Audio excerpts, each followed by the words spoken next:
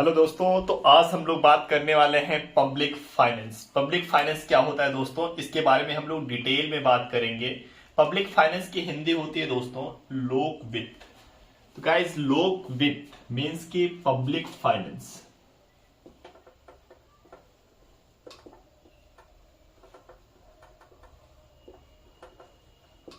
हिंदी इसकी लोक वित्त।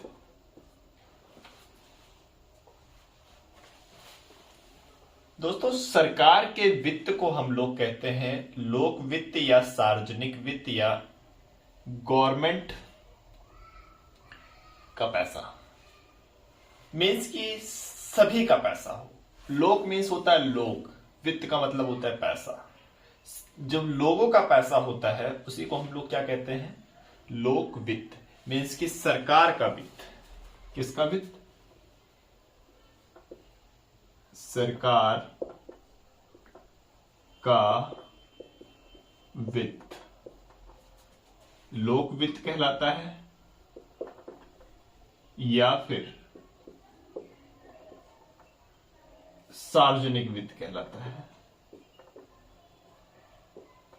मीन्स कि सबका। अब देखो, लोक वित्त जो होता है सरकारी प्राप्तियां भी हो सकती है और सरकारी खर्चे भी हो सकते हैं। यह दो प्रकार की होती है दोस्तों। सरकारी प्राप्तियां, पब्लिक फाइनेंस दो पार्ट में डिवाइड होगा, सरकारी प्राप्तियां और सरकारी व्यय या खर्चे।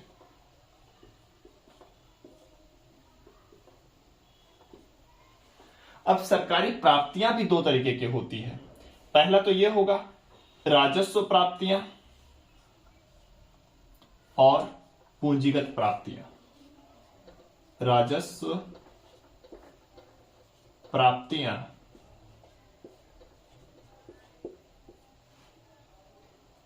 इसे कहते हैं रेवेन्यू रिसिप्ट।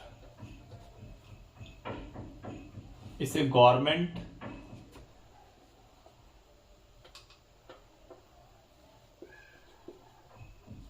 रिसिप्ट और इसे गवर्नमेंट एक्सपेंडिचर।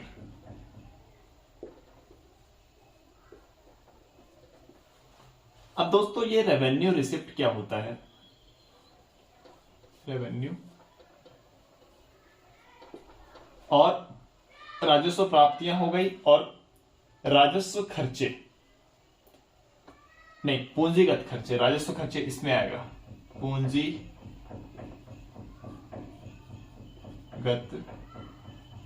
प्राप्तियां,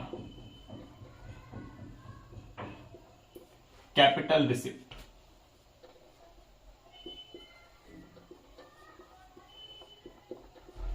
इसमें क्या होगा दोस्तों, राजस्व खर्चे,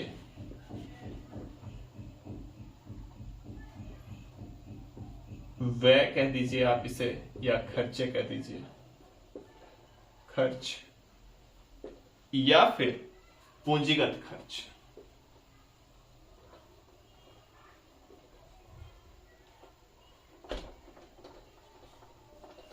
इसे कहते हैं रेवेन्यू एक्सपेंडिचर और इसे कहते हैं कैपिटल एक्सपेंडिचर। तो दोस्तों, पब्लिक फाइनेंस इतने पार्ट में फ्लो चार्ट में डिवाइड होता है। पहले तो हम लोग दो पार्ट में डिवाइड किया, सरकारी प्राप्तियां और सरकारी व्यय या फिर सरकारी खर्च। मीन्स की गवर्नमेंट रिसिप्ट, मीन्स की सरकार को पैसा कहां कहां से आता है और सरकार का पैसा कहां कहां खर्च होता है। तो ये दो पार्ट हो गए सरकार के वित्त का। मतलब अगर हम लोग खुद के बात करें, जैसे एक घर चल रहा है दोस्तों, तो उसमें हम लोग बात करें कि हमारा पैसा आ कहां रहा है, कहां से आ रहा है और जा कहां कहां रहा है। जैसे हमारा इनकम कहां से हो रहा है, खेतों के अनाज से हो रहा होगा या फिर डायरेक्ट इनकम हो रहा होगा किसी बिजनेस के थ्रू या फिर शेयर मार्केट के थ्रू कहीं से कहीं इनकम हो रहा होगा, तो कहां कहां से पैसे आ रहे हैं उसे हम लोग कहते हैं दोस्तों सरकारी प्राप्तियां। मीन्स गवर्नमेंट के पैसे कहां कहां से आ रहे हैं, और सरकारी खर्च क्या होता है दोस्तों, सरकार के पैसे कहां कहां जा रहे हैं। अब यहां पे बात आती है सरकार के कहां कहां से पैसे आते हैं। तो राजस्व प्राप्तियां होता है, एक दोस्तों होता है पूंजीगत प्राप्तियां होता है। सरकार के खर्चे कहां कहां होते हैं, राजस्व व्यय में होता है और एक पूंजीगत व्यय में होता है। इन सब की डिटेल में बात करने वाले हैं। सबसे पहले बात करेंगे राजस्व प्राप्तियां। तो इसको दोस्तों रफ करने वाले हैं। तो राजस्व प्राप्तियां में आपको समझ में आ रहा होगा राजस्व प्राप्तियां होता क्या है, तो और डिटेल में अभी डिस्कस करने वाले हैं हम लोग। थोड़ा सा टाइम दीजिए।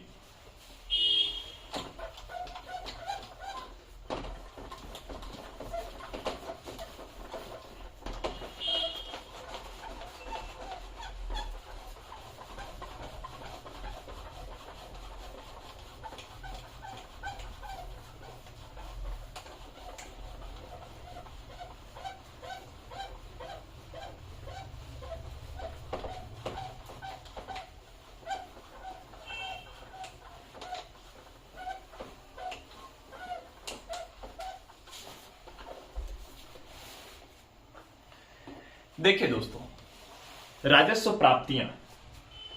प्राप्तियां क्या होती है डिटेल में बात करने वाले हैं हम लोग।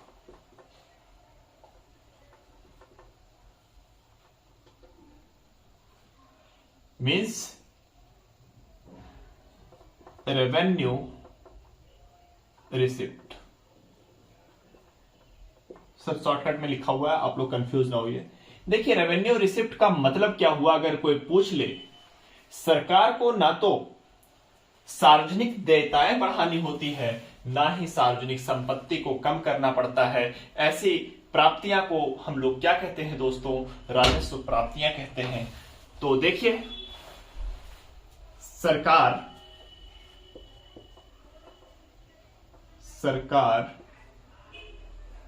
द्वारा ना तो सार्वजनिक देयताएं बढ़ाए, ना ही सार्वजनिक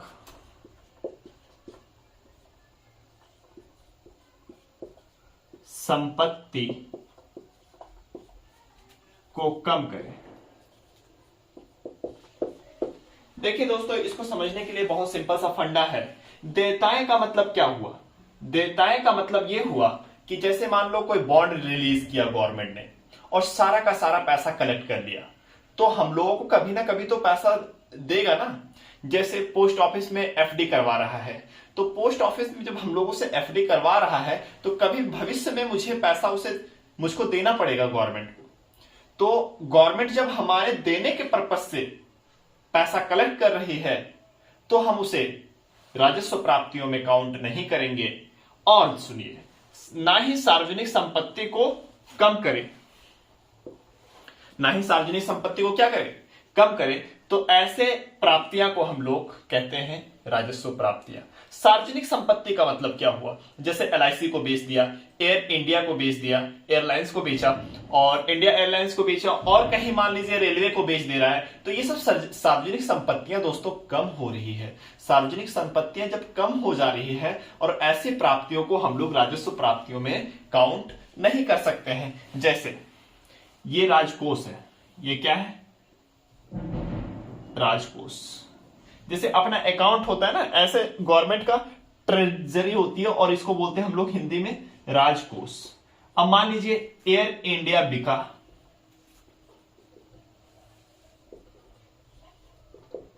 और इससे कुछ करोड़ों में पैसा आया, एक्स करोड़, ठीक है दोस्तों। और बाहर से भी पैसा लिया उधार,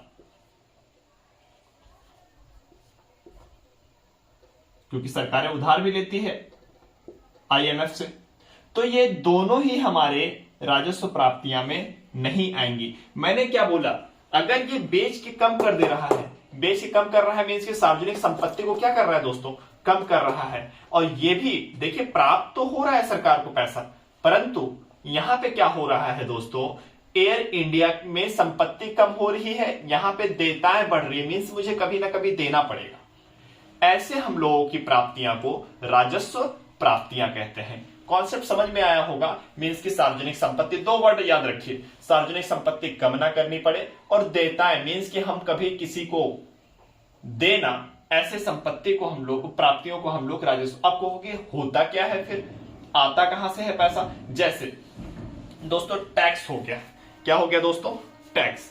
टैक्स वो डायरेक्ट टैक्स भी हो सकता है, इनडायरेक्ट टैक्स भी हो सकता है। डायरेक्ट टैक्स दोस्तों क्या होता है, जो हमारे इनकम पे लगता है, मींस कि उसे परिवर्तनीय, मींस कि हस्तांतरण नहीं कर सकते दोस्तों, उसे कहते हैं डायरेक्ट टैक्स। जिस पे टैक्स लगा होता है उसी को टैक्स देना पड़ता है, ऐसे टैक्स को हम लोग कहते हैं डायरेक्ट टैक्स, जो कि इनकम टैक्स हुआ दोस्तों, कारपोरेट टैक्स हुआ, ये सब सारे टैक्सेस को हम लोग क्या कहेंगे, डायरेक्ट टैक्स कहेंगे दोस्तों। इनडायरेक्ट टैक्स क्या होता है, ऐसे टैक्स जिसका हस्तांतरण कर सके, मीन्स कि हम लोग हस्तांतरित कर सकते हैं उसे, मीन्स कि जिस पे लगाया जाए उससे हम लोग ना वसूले, किसी और से उस वसूले, ऐसे टैक्सेस को कहते हैं अप्रत्यक्ष कर या इनडायरेक्ट टैक्स। समझ में आया होगा दोस्तों। हम लोगों ने टैक्स और टैक्स के थ्रू और नॉन टैक्स के थ्रू, देखिए दो चीजें हैं। एक तो टैक्स से आ रहा है, किससे आ रहा है, टैक्स से। टैक्स कैसा हो सकता है, डायरेक्ट भी हो सकता है दोस्तों, इनडायरेक्ट भी हो सकता है। डायरेक्ट टैक्स और इनडायरेक्ट टैक्स। और यहां पे क्या हो रहा है, नॉन टैक्स। जैसे डायरेक्ट टैक्स क्या हो गया, इनकम टैक्स और कॉर्पोरेट टैक्स।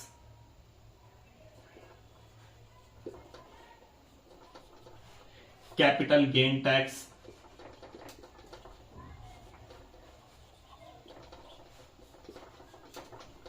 ETC। अब देखिए दोस्तों, capital gain tax, income tax, corporate tax होता क्या है, जब हमने ज्यादा इनकम करी तो गवर्नमेंट ने क्या किया, ज्यादा टैक्स लगा दिया, मींस कि जो इनकम कर रहा है उसी पे टैक्स लगाया जा रहा है। और कारपोरेट टैक्स मींस कि किसी कंपनी पे टैक्स लगा देना, कोई कंपनी ज्यादा इनकम कर रही है दोस्तों, तो उस पे हम लोग कहते हैं कारपोरेट टैक्स। और क्या दोस्तों हो सकता है, capital gain tax. Capital gain tax क्या होता है दोस्तों, जैसे मान लो घर कोई बेचा और उससे उसने कुछ गेन किया दोस्तों, तो उस गेन पे टैक्स लगेगा, ठीक है। तो जितना वो गेन कर रहा है उसे कैपिटल गेन टैक्स कर रहे हैं, तो इसे हम लोग हस्तांतरित नहीं कर सकते, मींस कि दूसरों से नहीं वसूल सकते। इनडायरेक्ट टैक्स क्या होता है, जो दूसरों से वसूला जाता है, लगता किसी और पे, वसूल लेता किसी और पे। जैसे मान लीजिए कि एक आईफोन है,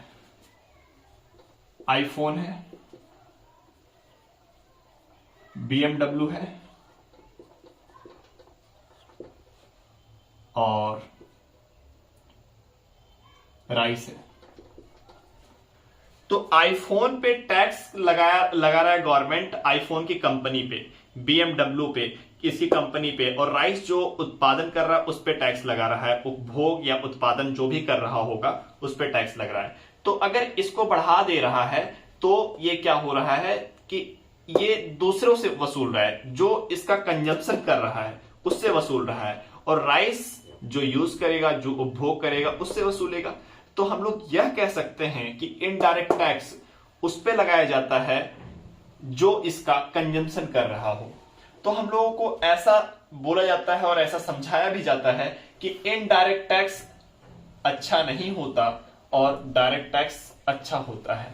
प्रभावी रूप से ये कुशल होता है और यह कुशल नहीं होता है।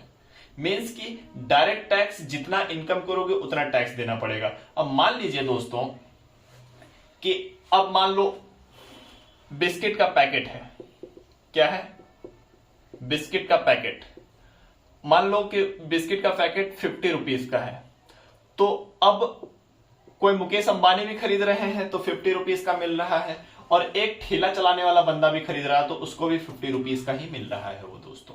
तो मुकेश अंबानी के लिए तो 50 रुपीज देना इजी है, बट जो ठेला चला रहा है उसके लिए थोड़ा सा डिफिकल्ट है 50 रुपीज पे करना। तो इसलिए इनडायरेक्ट टैक्स सबको क्या कर देता है, बराबरी मींस की इक्वालिटी पे ला देता है, और डायरेक्ट टैक्स इक्वालिटी पे नहीं लाता है। जो जितना इनकम करेगा दोस्तों उतना ही उसको टैक्स पे करना पड़ेगा। नॉन टैक्स क्या होता है, बात यहां फंसती है। नॉन टैक्स क्या होता है, जैसे फीस, कहीं से फीस मिल रहा है गवर्नमेंट को, ठीक है दोस्तों, किसी ब्याज पे